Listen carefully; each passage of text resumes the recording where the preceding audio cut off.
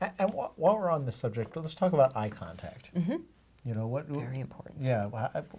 What's the guideline? A lot of times when I'm interviewing people and I'm standing off camera, I want them to look past the camera, but sometimes you want to look in the camera, and so talk to that a little bit. I would say rarely would you want to look directly in the camera. That just, if I'm just looking in the camera and I'm talking like this, it's uncomfortable. Mm. It means you're presenting. Yeah, that's presenting. Where if a reporter or an interviewer is talking to you, most likely they're going to tell you, look at me. Right. So make eye contact with me. The camera's going to move around to get the right angle on you so that what it's picking up is a normal conversation with someone. Now that would be different if you were in a live, in the field situation. Often you'll see on some of the cable news stations, they'll just mic somebody, right, and they've got the camera there and there isn't a reporter. Right. In that instance, they're going to tell you just look directly into the camera and you'll have an earpiece in, and then they'll ask you questions that way. And in that instance, yes, you're looking directly into the camera.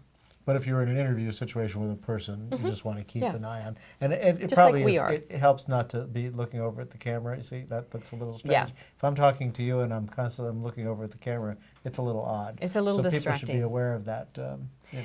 And as far as eye contact and that believability aspect that we were just talking about, sorting through those congruent messages, I don't think you have to lock eye contact with someone. Right. I think it's very natural, you know, to look away, you know, and maybe look down, and I think people have their own natural ways of doing that. Some people look to the left, some look to the right, some may look up, some may look down.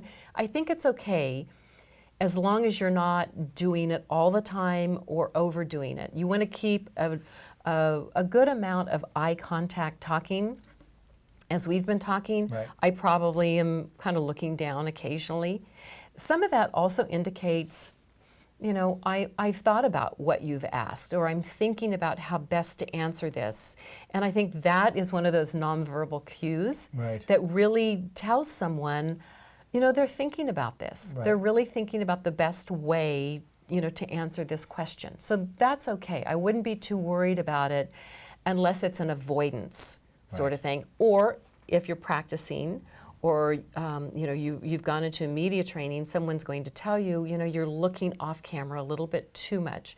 Look at me a little bit more so that we can hold this conversation. You get used to your patterns of how you behave on camera. That's really important, is to know what are my kind of default distracting patterns. All right. Now, lastly, we were talking about some of the, you know, in preparation, you know, there's a whole lot to this, and if you listen to it and you're worried about how you're standing, and you're worried about how you're looking, and you're worried about what you're saying, and you can get kind of overwhelmed. So how do people deal with the mental, you know, preparing mentally for it so they're not freaked out? Well, that's the value of practice. It's really knowing your subject. It's the value of practicing, you know, over and over again, and really being, you know, aware of, like you said, you know, what are some of those things? Oh, I do have a tendency to do this, or I do have a tendency to fidget. You know, really being aware of those. But it's also kind of those hidden factors that go into the psychology of media. If you're, you know, someone has called you and it's like, oh gee, why have they called me? And you've noticed you've got some anxiety, and it's really sorting through, okay, where is that anxiety coming from?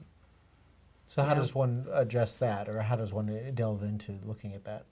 Well, one of the things is you can always go back to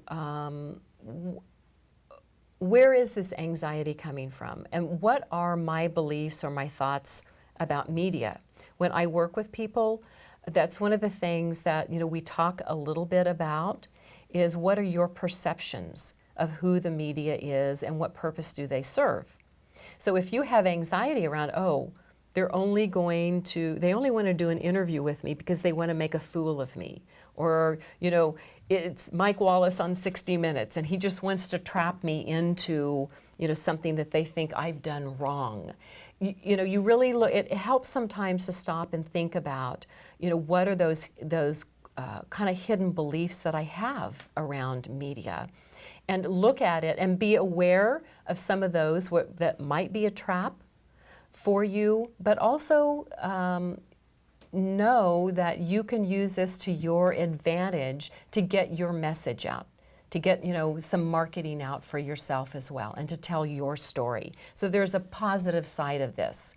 And then that's where a media training and media preparation for an interview comes in, where you really get your message honed in so that you know how to answer those difficult questions.